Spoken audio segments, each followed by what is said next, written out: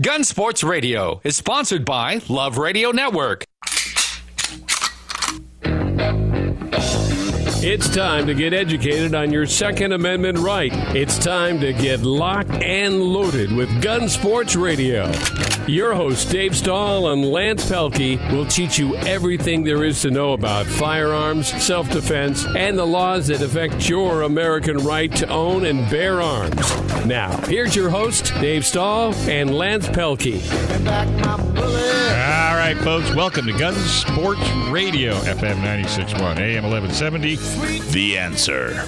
He's my new answer guy, by the way. I noticed that. He took your job, last week. We had so much fun with it. Hey, this segment is brought to you by the Gun Range San Diego, 7853 Balboa Avenue in lovely San Diego. Open 10 to 10, 7 days a week. The Nordstroms of gun ranges, just not the price. Go to thegunrangesandiego.com. See all the great deals, rentals, classes, training. I'm telling you, you'll go down there and that place is spotless. You'll love it. Very well soundproof, nothing abusive. They've got range folks there that can help you if you're a first-time shooter or a long-time shooter. Doesn't make any difference. Check out The Gun Range San Diego, 7853 Balboa Avenue. Family owned and operated, 10 to 10, 7 days a week. Well, Lance, welcome to the show. Well, thank you very much. Sorry, I was out last week, and boy, what a week it was this week with the San Diego City Council vote. Oh, yeah. Ugliness, guys. Yeah. Ugliness. But Michael Schwartz, how are you today? Doing fantastic. Couldn't be better. That's San Diego County gun owners, folks. $10 get you in the family. Yep. And you'll be very appreciative. And with that being said, your special guest today is... Fantastic special guest. A friend of mine, a community leader, someone I respect very much. James Elia, are you on the line? Hey, I'm here, Michael. How's everyone doing? Good, man. How are you? I'm doing well. Thank you so much for having me on the show today. Perfect. So the reason we brought James on the show is he's a really, really great guy. He's running for El Cajon City Council. Cool. And he's on the Central Committee for the Democratic Party. And he's an outspoken, well-spoken advocate for all kinds of Second Amendment issues. And I just wanted him to come on and talk a little bit about your race, James. Excellent. Well, yeah, thank you for allowing me the opportunity to do so. I am indeed running for City Council in El Cajon in District 4. I've always lived in the city of El Cajon. It's the only place that I know that's actually home to me. There's a multitude of issues facing the city. I mean, there's the opioid epidemic, public safety. We've got a real problem on our hands with the homeless crisis that's going on.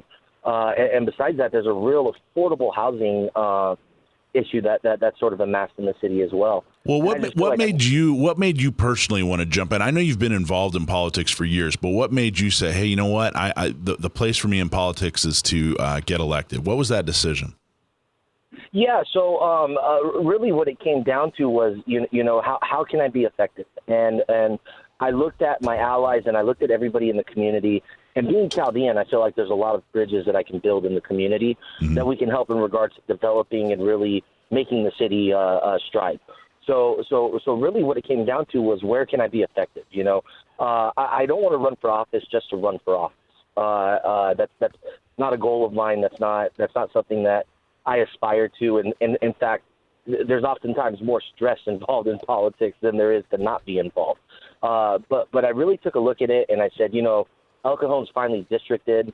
There's a time to get fresh new ideas to the city where it's not this quote unquote old boys club that's been happening for a long time. So I said, this is my opportunity to really get in there and make an impact in my community. And that's what motivated me to run. Well, a lot of people took a leadership role when Ben Kalasho, the former El Cajon City Council member, was there. And what a nightmare he was. But you were definitely one of the people who stood up and made sure that that night that we all got to wake up from that nightmare, and then he's no longer on the city council. He was really bad news, and I just wanted to say publicly, thank you so much for your leadership on that. Absolutely, I appreciate it, and that's one thing that is definitely not partisan. A lot of people have this outlook at Democrats that they're biased, but I wanted to prove that this is not a biased issue. Ben Kalasho behaved terribly. He treated women in the city terribly. He treated constituents terribly. And he treated men terribly. He treated everybody terribly. He was really, really bad news.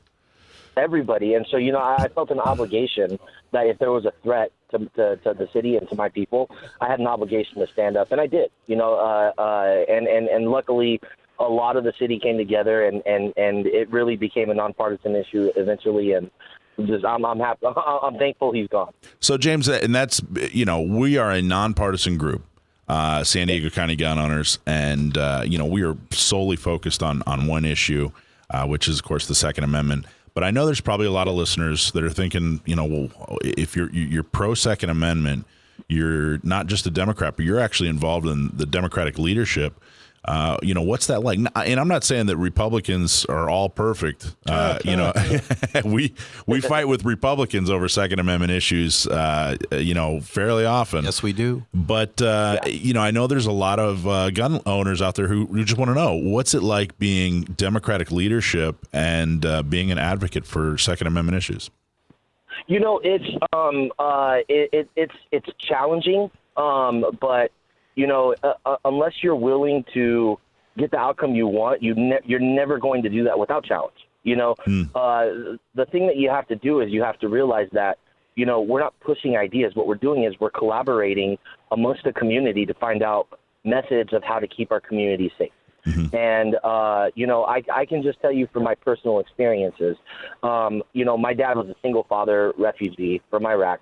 My mother passed away at a young age from cancer, and I'm one of 8 kids. And my dad had support 8 children. He had a liquor store on 30th and Market in the 80s. And I can tell you right now, if he didn't have a firearm, he wouldn't be alive today. Wow. He was multiple times. He was held up at gunpoint for $70 in a register. Wow. And if it wasn't for the fact that he was able to carry a weapon, he 100% would not be here today. So I'm an advocate for the Second Amendment because it helps save my dad's livelihood and our family's livelihood. But on top of that, I think my testimony could actually reach a lot of Democrats across the aisle. I always point out when I have the conversation with Democrats that most gun laws directly impact people of color. And, it started off with, Malcolm X and they wanted to arm themselves and protect themselves from nationalism and white supremacy. And that's when laws really start going into effect. So I'm never big on taking away the rights of people of color to defend themselves, just for the idea of comfort and self-satisfaction. And James, it's Lance Pelkey real quick. So along the lines of white supremacy and that the latest court of whatever that's happening with the Democrat Party is, basically calling us white supremacists and anyone dealing with a gun, and white supremacy goes hand in hand. How do you answer that? Well, first off, it's a lazy argument. The fact that you would call, any person who owns a gun a white supremacist or an extremist, or worse off, putting the blame. I was sick to my stomach, and I actually got into it with some people that I consider allies because they were posting things like, what happened to good guys with guns are the only ones that are going to protect someone against a gun. Yeah, I seen that too. To me, I think it's sick and I think it's twisted to criticize and call someone a coward who's running for their life. They're literally running for their life, and you're going to call them a coward because they're not being a hero?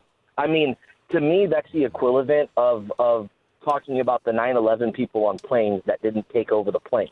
You never, ever, ever turn around and blame a victim for something. And a lot of that was going on, and I've been really outspoken about that the last couple of days.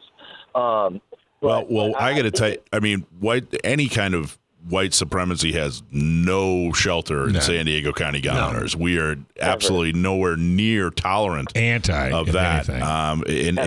Not even close. I can't even really think of an incident where any of our membership or any of our rhetoric or anything's come anywhere near that. It's just absolutely ridiculous.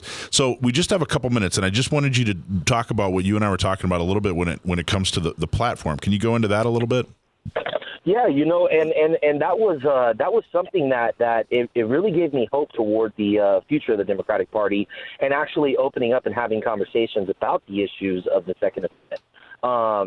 For the first time ever, we have a young, great party chair. His name is William Rodriguez Kennedy. The guy's a real inspiration to me. He's overcome a lot in his life. He's a former he's a Marine, because once a Marine, always a Marine. Yep. And, he decided that we need to have a platform for our candidates to take into consideration when they run for our endorsement. So I said, great. So we've been having these platform meetings. And the last meeting that I went to, where we sort of crafted everything together, we have about 20 or 21 bullet points for things that we support.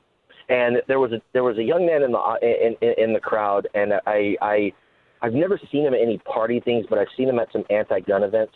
And he mentioned that he wanted anti-guns or anti-Second Amendment legislation put into the platform.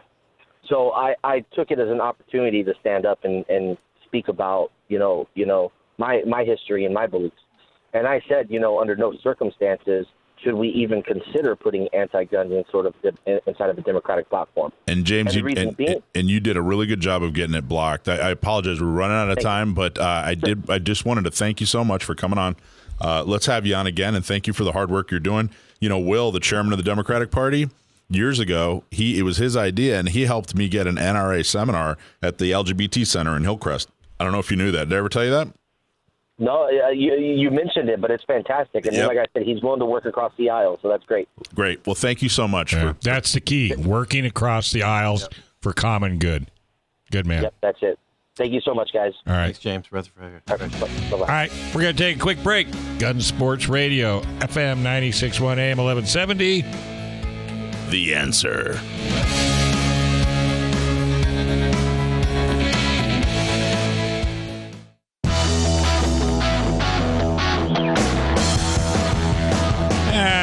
Folks, welcome back, Gun Sports Radio.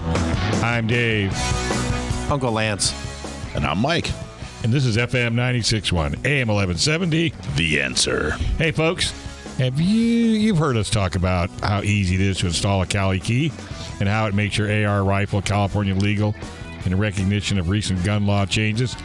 Those law changes can put the unknowing owner of an AR-15 or AR-10 on the wrong side of jail door.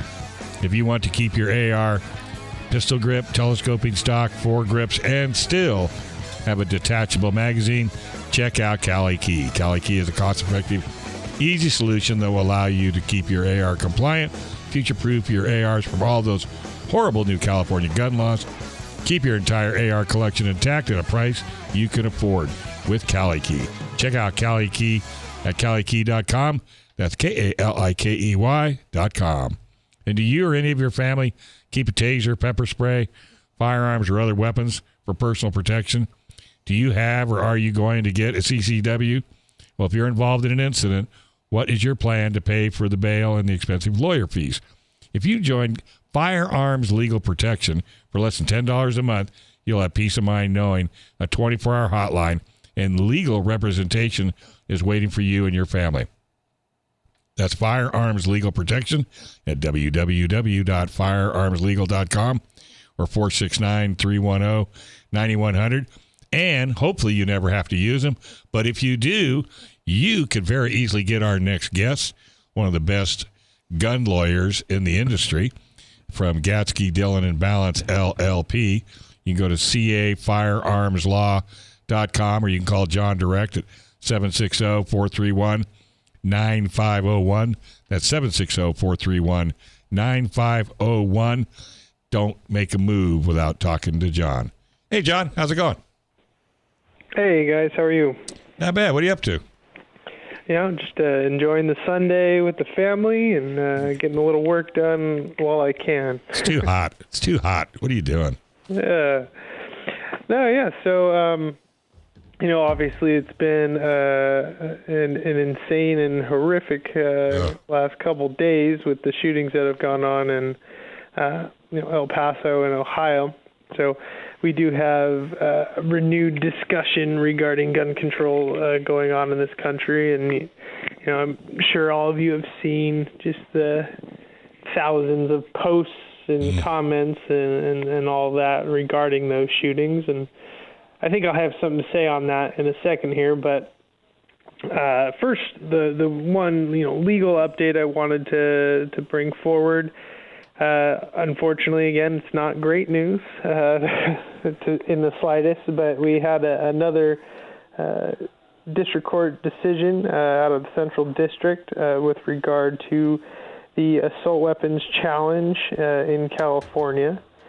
And unfortunately, we have a ruling that goes against the Second Amendment. It's from U.S. District Court Judge Josephine Staten, who basically said that the semi-automatic rifles are not, protected by the Second Amendment as they are, quote, incredibly effective killing machines, and she did not consider them in common use or necessary for self-defense. So you can kind of see the opinion of the judge here in this case.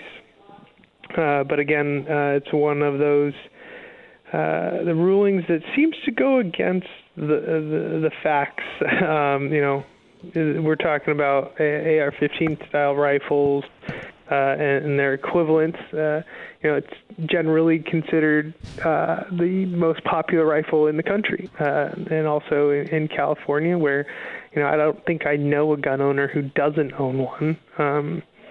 I know people who don't even like guns that own them, just because they know that's the gun to have if they need a gun. Well, John, have you ever heard in a legal opinion something so, I don't know, personal subjective. So subjective as them being effective? What are they? Effective incredibly effective killing machines. Have you ever heard a judge, weigh in like that in a legal opinion? It sounds so unprofessional.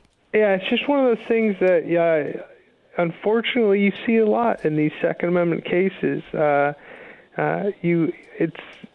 We'd all like to think that, you always get the judicious, unbiased, perfectly balanced opinion that, is only considers the law in front of them.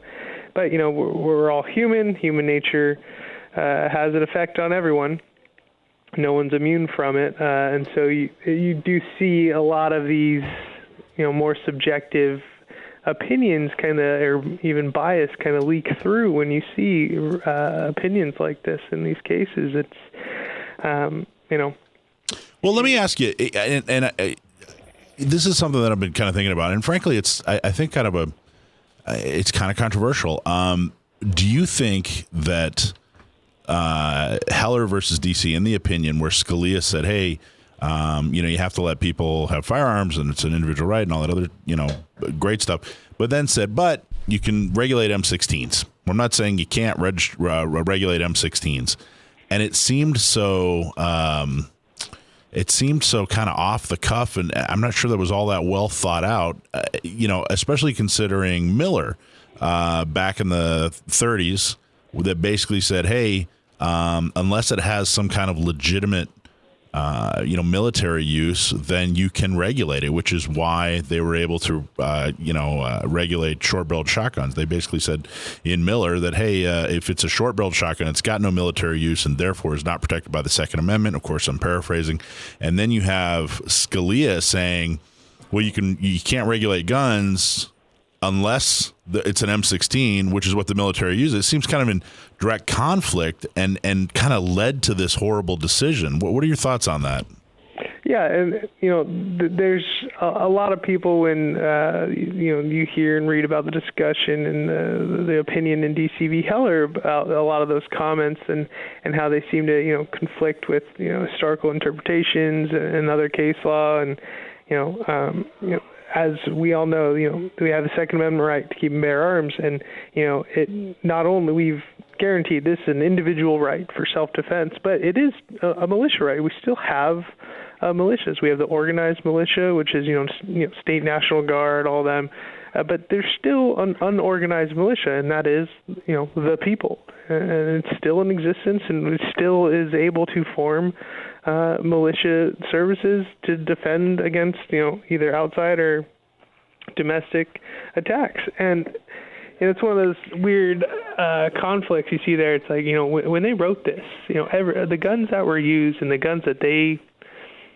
knew everyone would own, everyone would use, everyone would have in their home, those were arms of warfare. And they're firearms that were made for war and made for fighting. And there's countless, historical pieces that were written during the time that literally describe these as weapons of war. And that's what they intended these people, us, the people of the United States, to be able to arm themselves with.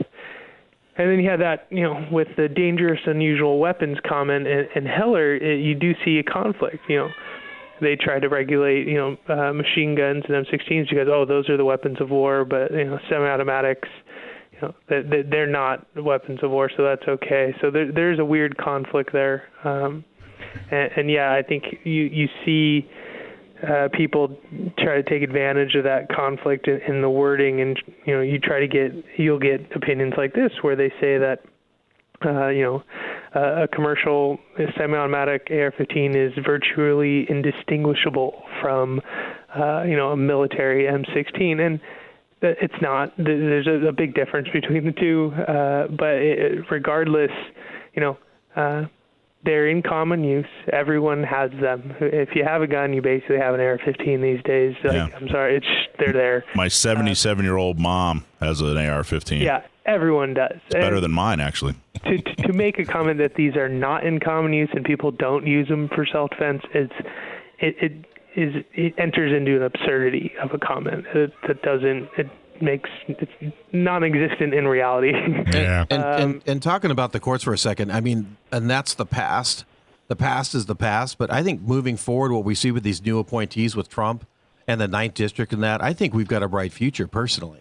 So I understand what you're saying about this, and I understand that, we've been kind of being ground into this with the, over the years, and they're trying to take the weapons of war away. But I see the tide changing, actually, with these new judges coming on. What do you think? I would love to get judges who will, really apply the laws in the Constitution as it's written, and really show that this is a true right of self-defense, and everyone is entitled to that right. So yeah, I'm looking forward to those judges taking these cases on and really applying the laws that should be applied, and not putting in their personal opinions. Me too. Boy, wouldn't that be nice? All right, hey, buddy.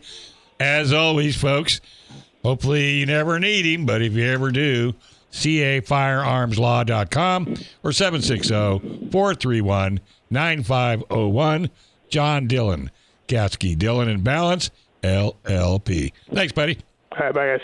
All right, we're going to take a quick break. When we come back, we got a whole lot more. We got Casey from Gun Range San Diego. He's going to tell you all kinds of cool stuff, so don't you touch that dial. Right here on FM 96.1, AM 1170. The Answer.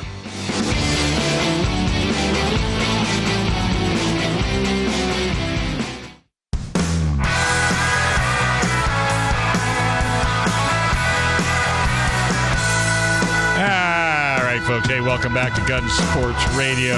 I'm Dave. Here's Lance. I'm Michael. And this is FM 96.1, AM 1170. The Answer. Hey, folks, you've heard us tell you all the time about how easy it is to install a Cali key and how to make your AR rifle California legal in recognition of recent gun law changes. Well, those law changes can put the unknowing owner of an AR-15 or an AR-10 on the wrong side of a jail door. If you want your AR to keep its pistol grip, telescoping stock, foregrip, and still have a detachable magazine, check out Cali Key. Cali Key is a cost-effective, easy solution that will allow you to keep your AR compliant and future-proof your AR from all those horrible new California gun laws. Keep your entire AR collection intact at a price you can afford with Cali Key. That's Cali Key, K-A-L-I-K-E-Y, KALIKEY.com. All right, hey, this segment brought to you by the Gun Range San Diego, 7853 Balboa Avenue in San Diego, 10 to 10, 7 days a week. TheGunRangeSanDiego.com. Take a look at that website. They are the Nordstroms of gun ranges, just not the price. 858-573-1960. 1911. Hey, Casey, what's kicking today? We're staying pretty busy. We've actually been flaying on H. That in mind. It's been really, really busy today, which is nice. Kind of tapering down a little bit, but we're keeping it cooling in here inside the range. A little hot, but we got ice water out here waiting for people. You got air conditioning? Yeah, we got air conditioning inside, but in the range, unfortunately not because of how the filtration system is. Oh, yeah. So it gets a little warm in there, get a little toasty, but, most people, they can just handle it because they want to shoot. There you Can't go. blame them. How bad could it be, huh? Yeah, exactly. So, topic for the day. I know we usually talk about our 9mm and Glocks and stuff like that. We're going to talk about some 45, good old 45 ACP. Probably one of the oldest rounds still in use in the military. The Marine Corps uses it, which will be their M45A1, which is a Colt 1911. Majority of the 1911s we carry in here will be 45s. There are some 9mm ones, but we use a Springfield. The other 45s that we like is our HKs. We actually just got a couple new HK experts in, which is their 5.5-inch barrels. They're marksman pistols. I may or may not have bought one yesterday. We don't know yet. Mm-hmm. May or may not. No, I definitely did. If you want like an outstanding piece of just German engineering, come in and check out these HKs. They're just absolute tires. But the cool thing about the 45, comparison with the 9mm, there's always that debate of, 45 stopping power, 9mm capacity. I mean, as long as you have good rounds on target, that's all that it comes down to. I like my 45s. You just have to get used to, they're going to be one heavier recoil to it, lower magazine capacity, and then your follow-up shots are going to be a little bit slower. Now, you can run 45s pretty fast, but it takes time and practice and big hands. Mm-hmm. And I run 10-round magazines in mine.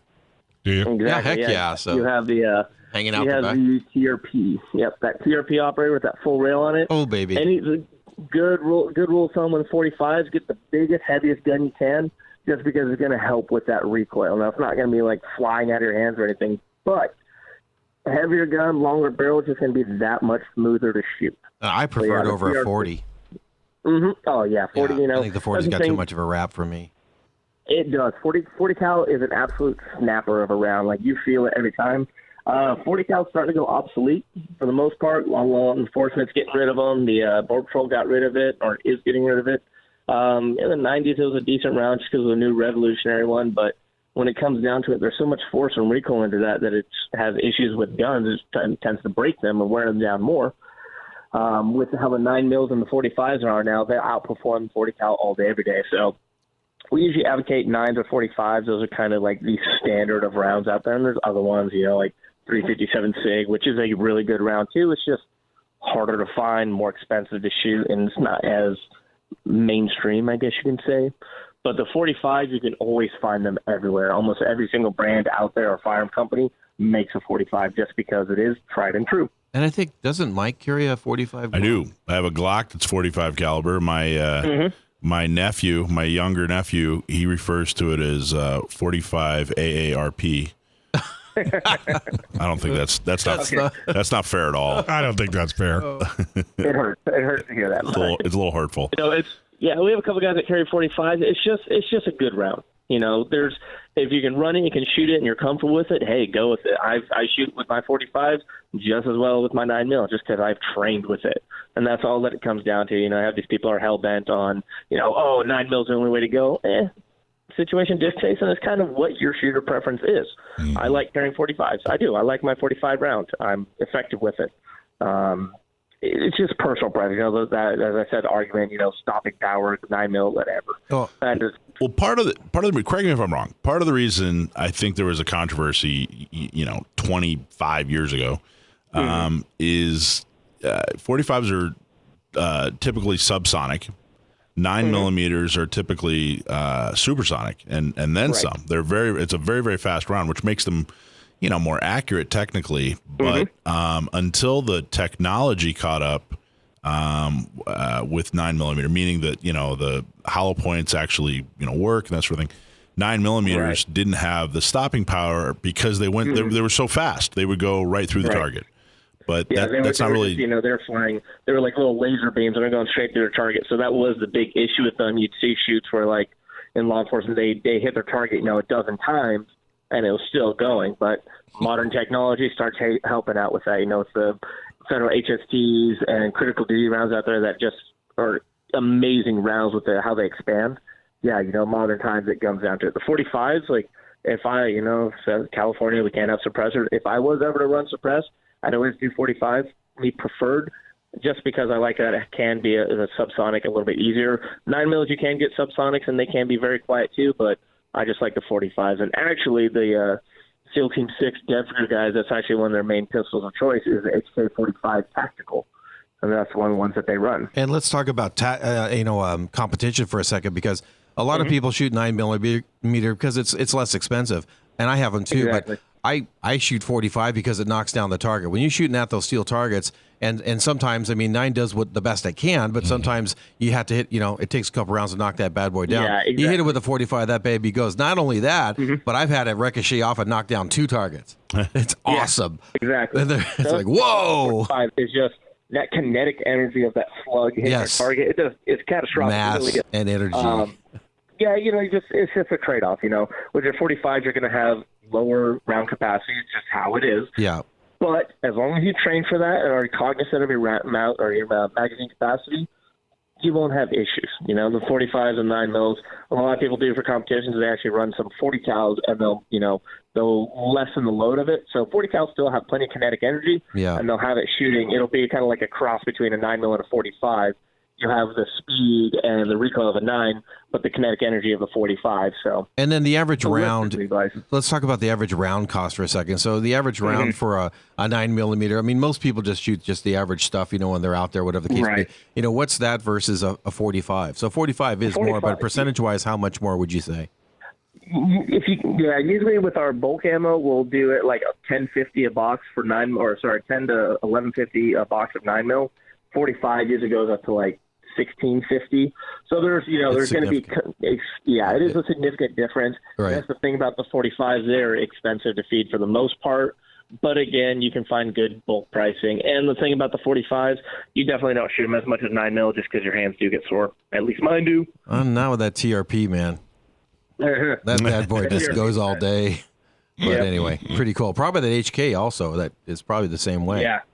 Yeah, that new HK. We have the HK-45C on our range, which is an awesome gun. And then we got these new experts in here, and with these experts, they're big target guns. It's a big gun, and it's just so smooth shooting. Speaking of that, weren't you guys selling some off-roster stuff that was in your rental fleet?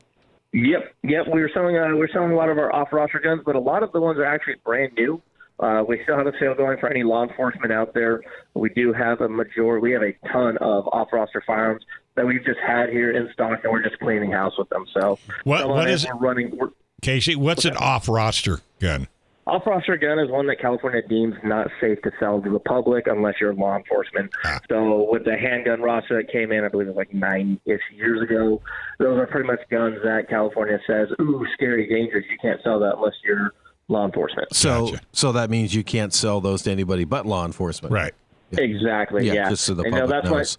In our range, on the range we'll have off-roster guns because there's a lot of cool guns we want people to shoot. Yeah. When it comes to our sales side, we don't display any off-roster firearms just because we don't want to tantalize people. I don't want to be like showing them, oh, this is such a great gun, cool. Oh yeah, can I buy it? No.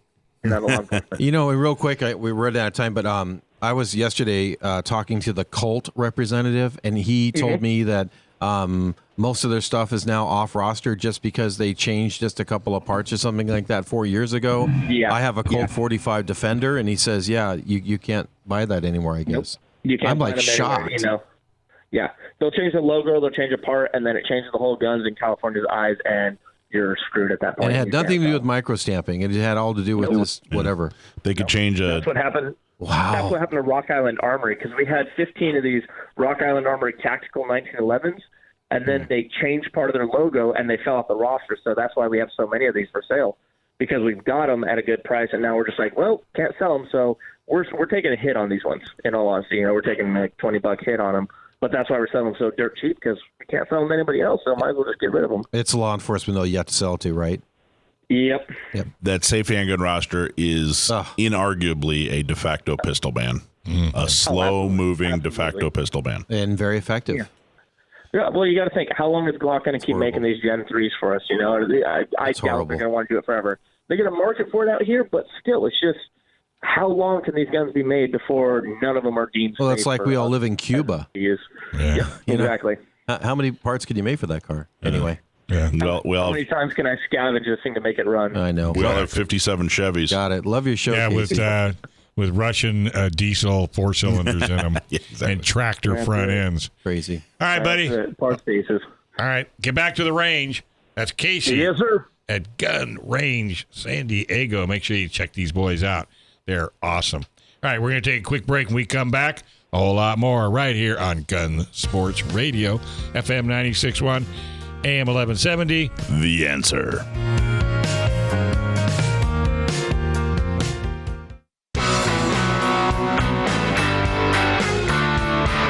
All right, folks, welcome back to Gun Sports Radio, FM 96.1, AM 1170. Mikey. The Answer. Hey, do you or any of your family keep a taser, pepper spray, firearm, or other weapons for personal protection? Do you have, or are you going to get a CCW? Well, if you were involved in an incident, got pulled over, and a police officer decided to take you to jail, what would you do about bail and expensive lawyer costs? Well, I've got an easy solution. Firearms Legal Protection. For less than $10 a month, you'll have a peace of mind knowing a 24-hour hotline and legal representation is waiting for you and your family. You don't say a word. You call Firearms Legal Protection at 844-357-9400 or go to a website at firearmslegal.com. Sign up, protect you and your family. That's firearmslegal.com, firearmslegal.com. Well, Michael, who have you got calling in? We have a candidate for the Assembly in the 76th Assembly District, which is like North County Coastal. Ray Pearson. Ray, are you there? I am here, yes. How you doing? I'm doing great. How are you all doing? Fantastic. Excellent. So you're running for the Assembly 76, right? Yes, I am. I am running for the 76, and currently I'm a school board member in Carlsbad. Excellent. And talk to folks a little bit about what can you do in Sacramento? So let's say you get elected. What are you going to be able to do for the average gun owner in Sacramento? Or what types of things would you like to see? Or what kind of conversations would you like to have? Talk to us about why gun owners are going to put all their eggs in your basket. Yeah, and thank you, by the way, for having me on your show again. It's great to be back. I think the timing is really good timing to talk about some things that have been happening nationally just in the last couple of days with some of the terrible, terrible shootings that have been happening. But let's remember, and I think all of you would appreciate this, it's not the gun that did the killing. It was the person behind who pulled the trigger. And I think the conversation in Sacramento really is not about any more restrictive regulation. I think the real conversation is who are these people who are doing these mass shootings? May it be in Gilroy, may it be in Texas, may it be in Ohio. And I think until we start addressing that part of it, it's window dressing. It may look politically right, correct, but I'm not going to Sacramento to do things politically correct. I'm going to Sacramento to solve problems. And if we really want to solve this problem, we have a mental health issue that transcends not only about mass shooting, it transcends homelessness, it transcends drug and alcohol addiction, and that's where I'm going to Sacramento for, because when we look at North Coastal, we have certainly those kinds of problems on homeless, alcohol, drug addiction, but it's a mental health problem. I so agree with you. I really do. Absolutely. So talk to me about, we've had a couple of horrible incidents this weekend and even more the last couple of weeks. What how do you feel about it? Like, what do you think should have happened, or what can we do better? How can people be safe in their neighborhoods? I'm glad you said being safe in our neighborhoods. I'm going to address that. But you asked me how I feel. I feel terrible. I really do. I'm a parent. I have 3 grown kids. They're all married. One of them has 3 children. And safety is a big deal. And so let's talk about locally safety and making sure that our law enforcement have all the tools necessary in this current environment to keep us safe. And there's some legislation that's going through Sacramento right now that makes it difficult for police officers to keep us safe, frankly. Absolutely. And I don't support that type of legislation because I believe in our law enforcement. I believe in our firefighters, and they do one heck of a job. Yeah, there's a few bad ones, but I got to tell you, I was talking to some law enforcement in Carlsbad yesterday. I said, you guys do an incredible job about policing yourselves, and it's not that easy in California anymore to become a law enforcement person to do that. So let's start with that piece. The second piece is this. If we're truly going to change a culture that has a lot of hate going on, then that is a community effort, community by community. And I'll just speak for North County, is that we have a great organization here, started with kids. It's called Kids for Peace, I got to tell you. And their whole messaging is about peace.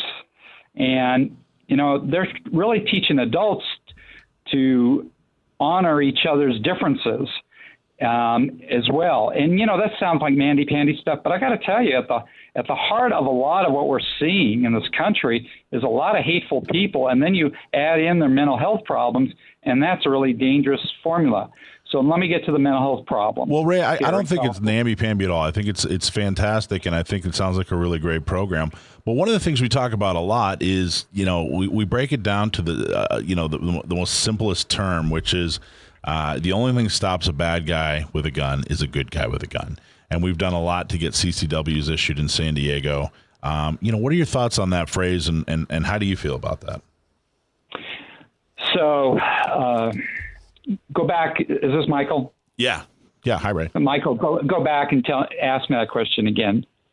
Sure. So one of the things that we say a lot is we break it down to a kind of its simplest phrase, which is the only way to stop a bad guy with a gun is a good guy with a gun. And we've done a lot to make sure that sane, trained, law-abiding people in San Diego can get CCWs. So what are your thoughts on that phrase? What are your thoughts on that general idea for keeping people safe, that the only way to stop a bad guy with a gun is a good guy with a gun? So I agree. And I think you should have every right to protect your home. And I believe every law enforcement person has the right to protect themselves from being harmed or killed by a bad guy with a gun. And by the way, some of the guns that the bad guys have now are not just pistols. They have some very dangerous weapons they have no business having, and it puts law enforcement at a disadvantage a lot of times. I do like a lot, and this is not me speaking, but law enforcement continues to train about how to defuse of one of those crazy incidences. But at the end of the day, I want to make sure law enforcement is able to protect themselves and protect the people around them. And if they have to shoot somebody, God forbid they have to shoot somebody, I'd rather have them shoot somebody than them being shot or the bad guy shooting somebody else. I mean, I think that's just practically speaking. And I know some people are going, well, the police officers are making bad calls on who they shoot.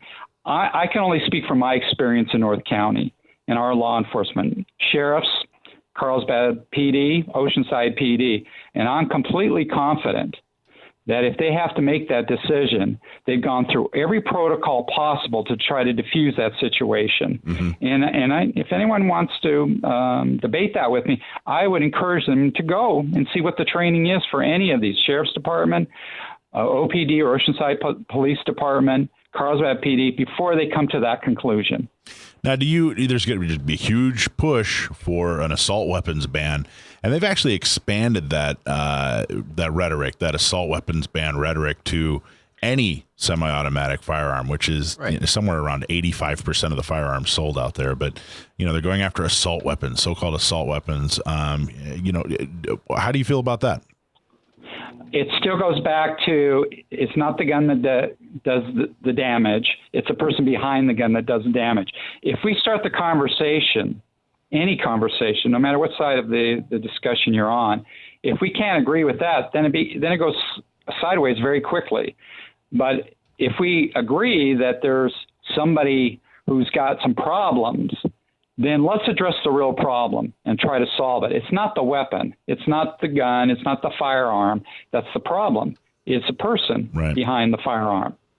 Yeah, and I think social media needs to do a better job when these, Facebook, Instagram, and Twitter, when they see people posting things, and you can't tell me they're not looking at everybody's posts. They need to get involved in that. And to let that, go, that's not good. Well, I appreciate it. So, Ray, you have an event coming up on Tuesday. You want to tell everybody about the event real quick? Yeah, I really do. And Michael, I want to thank you and all your membership for being a co-sponsor on this, along with Lisa and Greg Gunther of Gunther Guns in Carlsbad. And I don't want to take time to do advertisements, but, we had a great conversation about some of the things we've been talking about today. So it's Tuesday, August 6th at 6:30. It's a fundraiser. Yes, it is. And, we have an uphill battle to win this, but we have a great opportunity to win this campaign, to bring some practical thinking, Sacramento, and to take somebody who's the incumbent out, who's really not really positive for gun owners and firearm owners, is going to be continued to try to regulate. In fact, I think the philosophy of them is take every gun away from everybody. Sure. It sure seems that way. That. So it's 6 o'clock, Gunther Guns in 6:30. 6:30, Gunther Guns in Carlsbad. People can just show up, or if they want to RSVP, what's your website? It's not on my website, actually. It's on Lisa and Greg Gunther Guns. It's a Second Amendment fundraiser for them. Okay, so go to GuntherGuns.com, and I'll see you Tuesday, Ray. I look forward to it. Thank you for all your time. Thank you for all you're doing. All right, Ray. Thank you, too. Good luck. Hey, folks, we really want to thank all our show sponsors, San Diego County gun owners. Go to SanDiegoCountyGunOwners.com. Best $10 you'll ever spend. The Gun Range, SanDiego.com. The best gun range you're ever going to find. The Gun Range, SanDiego.com. CAFirearmsLaw.com if you need a lawyer. Gatzke Dillon and Ballance, LLP. FirearmsLegal.com for $10. Protect the whole family. And www.kalikey.com, KALIKEY.com. And I really want to thank Lance Pelkey, Michael Schwartz, Casey Heckroth, John Dillon, Brendan, our board op, and Sam the Gunman whenever he has time to call in. Right here on FM 96.1, AM 1170. The Answer.